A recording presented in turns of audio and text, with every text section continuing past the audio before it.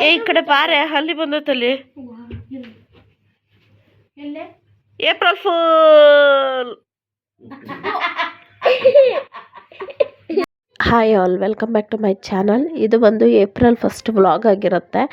April 1 ನಮ್ಮ ಅಪ್ಪ ಅಮ್ಮಂದಿಬ್ಬರದ್ದು birthday ದಿನ. ಅನ್ಎಕ್ಸ್ಪೆಕ್ಟೆಡ್ ಆಗಿ ಇಬ್ಬರು ಒಂದೇ ದಿವಸ ಹುಟ್ಬಿಟ್ಟಿದ್ದಾರೆ.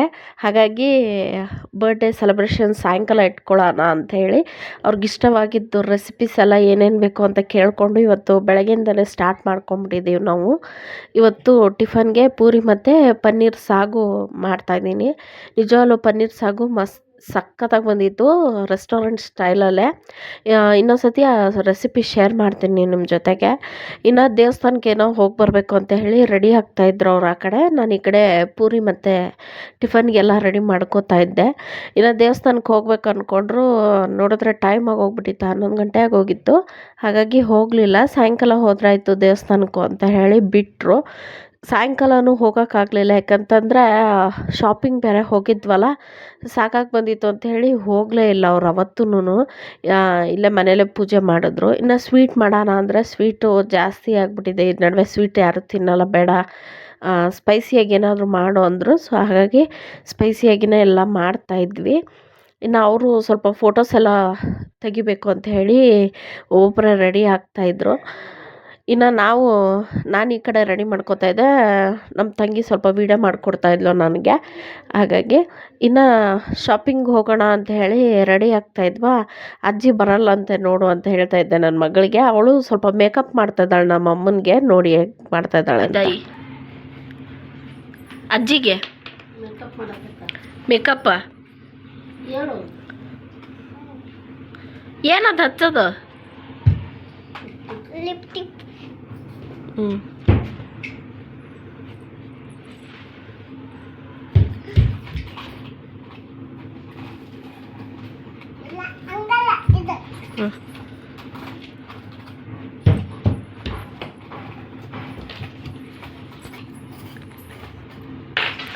ಸಾಕು, ತಲೆ ಬಚ್ಚ ಅಜ್ಜಿಗೆ. ಎಲ್ಲರೂ ಹೋಗ್ಲಿ, ತಲೆ ಬಚ್ಚು. ತಲೆ ಬಚ್ಚ ಅಜ್ಜಿಗೆ. ತಲೆ ಬಚ್ಚ. ಬಾಚ್ ಬಾಚ್.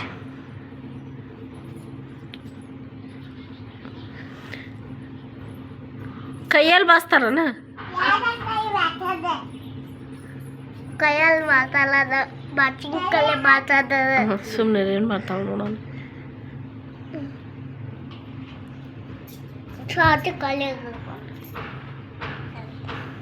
ಪೆಡಿಕ್ಯೂರ್ ರೆಡಿಯಾಗಿದ್ದೀವಿ ನಾವು ಜಯನಗರಕ್ಕೆ ಹೋಗೋಕ್ಕೆ. ಜಯನಗರ್ 4th ಬ್ಲಾಕಾ? ಜಯನಗರ್ 4th ಬ್ಲಾಕ್ಗೆ ನಮ್ಮಮ್ಮ ರೆಡಿಯಾಗಿದ್ದಾರೆ. ಬಾರಮ್ಮ. ನನಗೇನೋ ಗೊತ್ತಿಲ್ಲ, ಇಲ್ಲಿ ಬಂದಾಗ ವರ್ಷಕ್ಕೊಂದ್ಸತಿ ಬರ್ತೀನಿ ನಾನು ಹಾಲಿಡೇಗೆ.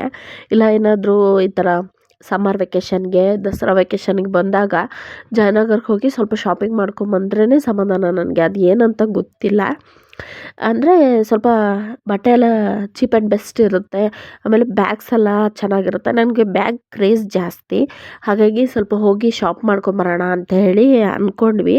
ಇನ್ನು ನಮ್ಮ ತಂಗಿನೂ ಅವಳು ಇಂಟರ್ನ್ಶಿಪ್ಗೆ ಹೋಗೋಕ್ಕೋಸ್ಕರ ಬ್ಯಾಗೆಲ್ಲ ತೊಗೋಬೇಕು ಅಂತ ಹೇಳ್ತಾ ಇದ್ಲು. ನಾನು ಬ್ಯಾಗ್ ಫಸ್ಟು ಹೋಗೋ ತಕ್ಷಣವೇ ಬ್ಯಾಗೆಲ್ಲ ಪರ್ಚೇಸ್ ಮಾಡ್ತಾಯಿದ್ವಿ. ಅವಳು ಕಲೆಕ್ಷನ್ನು ಯಾವ್ದು ಇಷ್ಟ ಆಗೋದು ಅಂತ ಅವಳು ತೊಗೊತಾ ಇದ್ಲು. ನಾ ಹಾಗೆ ಒಂದೊಂದೇ ಶಾಪ್ ಮಾಡಿಕೊಂಡು ನನ್ನ ಮಗನಿಗೆ ಸ್ಲಿಪ್ಪರ್ಸ್ ಇರಲಿಲ್ಲ, ಸ್ಲಿಪ್ಪರ್ಸು ತೊಗೊಂಡು ಬರೋಣ ಅಂತ ಹೇಳಿ. ನಿಜ ಹೇಳಬೇಕಂದ್ರೆ ದೊಡ್ಡವ್ರಿಗಿಂತ ಚಿಕ್ಕವ್ರಿಗೆ ಸ್ಲಿಪ್ಪರ್ ರೇಟ್ ಜಾಸ್ತಿ ಅಲ್ಲಿ. 300-400 ಎಲ್ಲ ಹೇಳ್ತಾಯಿದ್ರು. ಇನ್ನು ನನ್ನ ಮಗನಿಗೆ ಸಿಕ್ತು ಸೈಜು, ತೊಗೊಂಡ್ವಿ. ಇನ್ನು ನನ್ನ ಮಗಳಿಗೆ ಸಿಗಲಿಲ್ಲ. ಹಾಗಾಗಿ ನಮ್ಮಮ್ಮ ಏನಂದರು, ಇಲ್ಲ ಬಾ ಅಲ್ಲೇ ತೊಗೊಂಡ್ರಾಯ್ತು, ಮನೆ ಹತ್ರನೇ ಬರುತ್ತೆ ಅಂತ ಹೇಳಿ ಕರ್ಕೊಂಡು ಬಂದರು. ಇನ್ನು ಅವಳು ಒಂದು ಫ್ರಾಕ್ ನೋಡ್ತಾ ಇದ್ಲು, 3/4 ಲೆಂತ್ ಫ್ರಾಕು, ಆನ್ಲೈನಲ್ಲಿ ಥರನೇ. ನಿಜ ಹೇಳ್ಬೇಕಂದ್ರೆ ಆನ್ಲೈನಲ್ಲಿ ಹೇಗಿತ್ತು ಅಂಗಡಿಯಲ್ಲೂ ಹಾಗೇ ಇತ್ತು. ಇತ್ತು. ಆದರೆ ರೇಟ್ ಮಾತ್ರ ಎಷ್ಟು ಡಿಫ್ರೆನ್ಷಿಯೇಟ್ ಅಂದರೆ ಆನ್ಲೈನಲ್ಲಿ 300 ಇದ್ದರೆ ಇದರಲ್ಲಿ 800 ಸಮಥಿಂಗ್ ಇದೆ. ನಾನು ಅಂತಂದೆ ಬೇಡ ಬಾ ಆನ್ಲೈನಲ್ಲೇ ತೊಗೊಂಡ್ರಾಯ್ತು, ಹೇಗೂ ಬುಕ್ ಮಾಡಿದ್ಯಲ್ಲ. ಇದೇ ಡ್ರೆಸ್ಸು ಸೇಮ್ ಆನ್ಲೈನಲ್ಲಿ 300 ಇದೆ, ಇಲ್ಲಿ 800 ಹೇಳಿದ್ರು. ನನಗೆ ಯಾಕೋ ಇಷ್ಟ ಆಗಲಿಲ್ಲ, ಅದು ಸ್ವಲ್ಪ ಕಲರ್ ಶೇಡ್ ಆದಂಗೂ ಇತ್ತು. ಬೇಡ ಬಾ ಅಂತ ಹೇಳಿ ಹಾಗೆ ಬರ್ತಾ ಅಲ್ಲಿ ಗೋಬಿ ಚೆನ್ನಾಗಿ ಮಾಡ್ತಾರೆ, ತಿನ್ನೋಣ ಬಾ ಅಂತ ಹೇಳಿ ಗೋಬಿ ತೊಗೊಂಡ್ವಿ. ಹಾಗೆ ಮಕ್ಕಳಿಗೆ ಹೊರಗೆ ಹೋದರೆ ಬರೀ ಐಸ್ ಕ್ರೀಮು ಜ್ಯೂಸು ಕ್ರೇಜ್ ಅವ್ರಿಗಿಬ್ರಿಗೂ. ಹಾಗಾಗಿ ನಾನು ಅವ್ರಿಗೆ ಐಸ್ ಕುಡಿಸಿದೆ. ಅವ್ರು ತಿಂದ್ಕೊಂಡು ಕೂತಿದ್ರು. ನಾವು ಈ ಕಡೆ ಗೋಬಿ ತಿಂದು ವಾಪಸ್ ರಿಟರ್ನ್ ಆದ್ವಿ. ಕ್ಯಾಬ್ ಬುಕ್ ಮಾಡ್ಕೊಂಡು ಹೋಗಿದ್ವಲ್ಲ, ಹಾಗಾಗಿ ಬೇಗ ಬಂದ್ವಿ. ಜಾಸ್ತಿ ಏನು ಶಾಪಿಂಗ್ ಮಾಡಲಿಲ್ಲ, ಮಕ್ಕಳನ್ನ ಹಿಡ್ಕೊಂಡು ಶಾಪಿಂಗ್ ಮಾಡೋಕ್ಕಾಗಲೂ ಇಲ್ಲ ನಮಗೆ ಇನ್ನು ಬಿಸಿಲಿಗೆ. ಹಾಗಾಗಿ ಬೇಗ ಬಂದುಬಿಟ್ವಿ ನಾವು. ಇನ್ನು ಬಂದು ಯಾಕಂದರೆ ಬರ್ಡೇ ಸೆಲೆಬ್ರೇಷನ್ ಮಾಡಬೇಕಾಗಿತ್ತಲ್ವಾ, ಹಾಗಾಗಿ ಎಲ್ಲ ಅಲ್ಲಲ್ಲೇ ಬಿಟ್ಟು ಬಂದ್ವಿ. ಇನ್ನು ಅವಳು ಹೋಗಿ ಕೇಕು ಕೂಡ ತೊಗೊಂಡು ಬಂದಳು. ಕೇಕ್ ತೊಗೊಂಡು ಬಂದಮೇಲೆ ಕೇಕ್ ಸೆಲೆಬ್ರೇಷನ್ ಮಾಡೋಣ ಅಂತ ಬರ್ಡೇ ಸೆಲೆಬ್ರೇಷನ್ ಮಾಡ್ತಾಯಿದ್ದೀವಿ. ನಿಜವಾಗ್ಲೂ ಅವರು ಬೇಡನೇ ಅಂತ ಅಂದರು, ಕೇಕೆಲ್ಲ ಏನು ಬೇಡ ಅಂತ. ನಾವೇ ಇರಲಿ ವರ್ಷಕ್ಕೊಂದು ಸತಿ ಬರ್ಡೇ ಬರೋದು, ಪರವಾಗಿಲ್ಲ ಮಾಡೋಣ ಅಂತ. ನಾವು ಏನು ದೊಡ್ಡ ಗಿಫ್ಟ್ ಕೊಡಲಿಲ್ಲ ಅಂದರೂ ಪರವಾಗಿಲ್ಲ, ಈ ಥರ ಬರ್ಡೇಗೆ ಆಗಲಿ ಆ್ಯನಿವರ್ಸರಿಗೆ ಆಗಲಿ ಅವ್ರಿಗೂ ಒಂಥರ ಖುಷಿ ಇರುತ್ತೆ, ಯಾರಾದರೂ ಸೆಲೆಬ್ರೇಟ್ ಮಾಡಬೇಕು ಅಂತ. ಅದು ಒಂಥರ ನಮಗೂ ಒಂಥರ ಖುಷಿ ಇರುತ್ತೆ. ನಮಗೋಸ್ಕರ ಜೀವನನೇ ಇದನ್ನು ಮಾಡಿರ್ತಾರೆ ಅವರು. ಅವ್ರಿಗೋಸ್ಕರ ನಾವು ಅಟ್ಲೀಸ್ಟ್ ಒಂದು ಬರ್ಡೇ ಆಗಲಿ ಆ್ಯನಿವರ್ಸರಿ ಆಗಲಿ ಒಂದು ಏನೋ ಸಣ್ಣ ಗಿಫ್ಟಲ್ಲೇ ಖುಷಿ ಎಲ್ಲ ಅವ್ರಿಗೆ. ಹಾಗಾಗಿ ನಾನು ಸೆಲೆಬ್ರೇಟ್ ಮಾಡೋಣ ಅಂತ ಇವಾಗೊಂದು 3-4 ಇಯರ್ಸಿಂದ ನಾವು ಮಾಡ್ತಾಯಿದ್ದೀವಿ. ಮುಂಚೆ ನಮಗೇನಂದರೆ ಬರ್ಡೇ ದಿನ ಯಾವಾಗಂತಲೇ ನಮಗೆ ನಿಜ ಹೇಳಬೇಕಂದ್ರೆ ಗೊತ್ತೇ ಇರಲಿಲ್ಲ. ಇವಾಗ ಗೊತ್ತಾದ ಮೇಲೆ ಅಟ್ಲೀಸ್ಟ್ ಇದನ್ನಾದ್ರು ಸೆಲೆಬ್ರೇಟ್ ಮಾಡೋಣ ಅಂತ ಹೇಳಿ ಮಾಡ್ತಾಯಿದ್ದೀವಿ. ಅವರು ಏನು ಬೇಡವೇ ಬೇಡ ಅಂದರು, ನಾನೇ ಬಲವಂತ ಮಾಡಿ ನಾನು ನಮ್ಮ ತಂಗಿ ಮಾಡ್ತಾಯಿದ್ದೀವಿ. ಈಗೊಂದು ಕಂಟಿನ್ಯೂ ಆಗಿದೆ, 1 ವರ್ಷನೂ ಬಿಟ್ಟಿಲ್ಲ ನಾವು. ಇದೇ ಥರ ಕಂಟಿನ್ಯೂ ಮಾಡ್ಕೊಂಡು ಹೋಗೋಣ ಅಂಥೇಳಿ ಮಾಡ್ತಾಯಿದ್ದೀವಿ. ನಿಮಗೂ ಈ ವ್ಲಾಗ್ ಇಷ್ಟ ಆಗ್ಬೋದು, ಪೂರ್ತಿಯಾಗಿ ನೋಡಿ.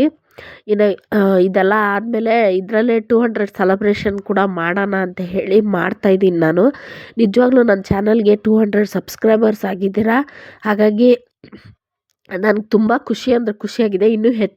ಇನ್ನು ವೀಡಿಯೋಸ್ ಮಾಡೋಕ್ಕೆ ನನಗೆ ಹೀಗೆ ಸಪೋರ್ಟ್ ಮಾಡ್ತಾಯಿರಿ. ಹಾಗೆ ಈಗ 200 ಸಬ್ಸ್ಕ್ರೈಬರ್ಸ್ ಆಗಿದ್ದೀರಾ, ತುಂಬ ಥ್ಯಾಂಕ್ಸ್ ನಿಮಗೆ. ಹಾಗೆ ಮತ್ತೆ ಯಾರು ಸಬ್ಸ್ಕ್ರೈಬ್ ಆಗ್ತೀರೋ ಅವ್ರಿಗೂ ತುಂಬ ಥ್ಯಾಂಕ್ಸ್. ಹೀಗೆ ನನ್ನ ಸಪೋರ್ಟ್ ಮಾಡ್ತಾಯಿರಿ.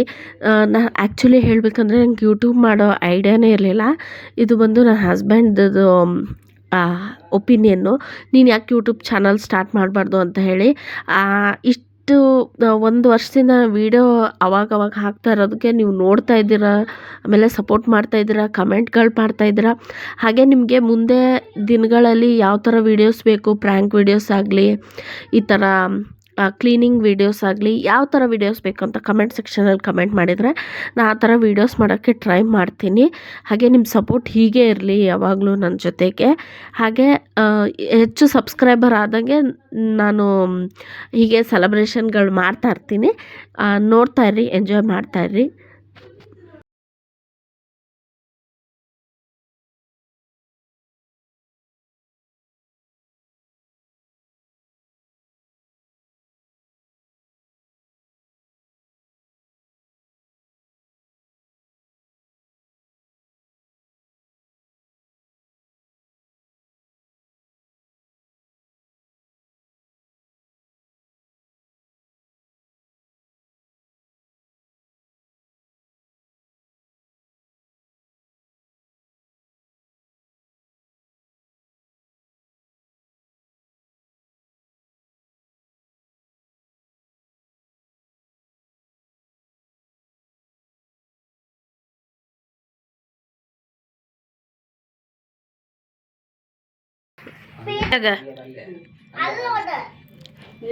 ತಿಂದ್ಮೇಲೆ ಬಾಯಿ ನೋಡ್ತಾ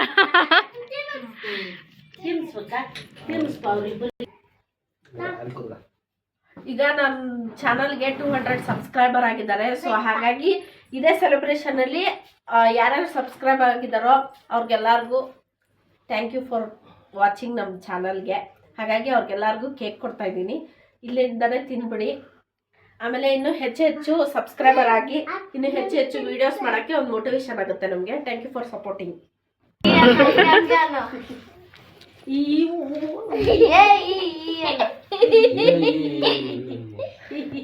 ತಡಿಯಪ್ಪ ನೀನು ತೆಗಿತಲ್ಲ ಇಬ್ರದ್ದು ತೆಗೆ ಹೂ ಅನ್ನೋದು ಬಂದತ್ ನೋಡಲ್ಲಿ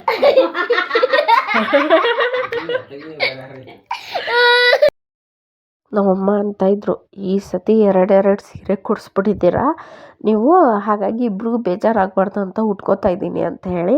ಆ್ಯಕ್ಚುಲಿ ನಮ್ಮ ತಂಗಿಗೆ ಈ ಸೀರೆ ಇಷ್ಟ ಆಗಲಿಲ್ಲ, ಇದು ನಾನು ಕೊಡಿಸಿದ್ದು ಗ್ರೀನ್ ಕಲರ್ ಸ್ಯಾರಿ ಅವಳು ನಮ್ಮ ತಂಗಿ ಕೊಡಿಸಿದ್ಲು. ಹಾಗಾಗಿ ಫಸ್ಟ್ ಅದನ್ನೇ ಉಟ್ಕೊಂಡ್ಲು. ಯಾವುದು ಉಟ್ಕೊಂಡ್ರು ಒಂದೇ ಅಲ್ವಾ ಅಂತ ಹೇಳಿ ನಮ್ಮಮ್ಮ ಉಟ್ಕೊಂಬಂದರು. ಇನ್ನು ನನಗೂ ಬೇಜಾರಾಗಬಾರ್ದು ಅಂತ ಈ ಸೀರೆ ಉಟ್ಕೊಂಬಂದರು. ಈ ವರ್ಷ 2 ಕೊಡಿಸಿದ್ದೀರ, ಮುಂದಿನ ವರ್ಷ 3-4 ಕೊಡಿಸಿ ಸೀರೆನ ಅಂತ ಹೇಳಿ ಹೇಳ್ತಾಯಿದ್ರು.